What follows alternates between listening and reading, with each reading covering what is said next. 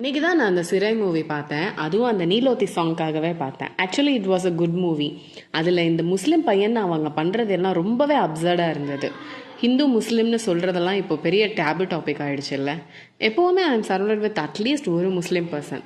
But அது டிஃப்ரெண்ட்டாலாம் இது வரைக்கும் நான் ஃபீல் பண்ணதே இல்லை. ஆக்சுவலி அவங்க ஜெம்முங்க. ரம்ஜான் பக்ரத்னா பிரியாணியை பக்கெட்டாக தூக்கி கொடுக்குற செல்ல குட்டீஸ். இதெல்லாம் அதுக்குன்னு நான் பிரியாணிக்காக சொல்லலை.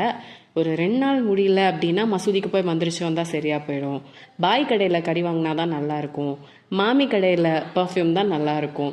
அப்படின்ற அளவுக்கு வி வேர் brought up.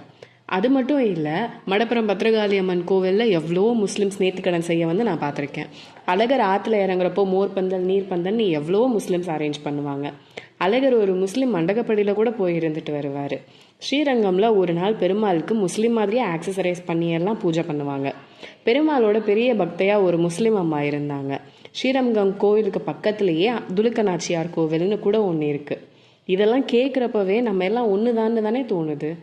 இதில் என்ன ஹிந்து முஸ்லீம்னு இவங்களுக்கு என்ன கூட பிரச்சனையெல்லாம் வராது. வெளியே இருந்து நாட்டாம மாதிரி கமெண்ட் பண்ணுறாங்கல்ல, அவங்க தான் பிரச்சனையே.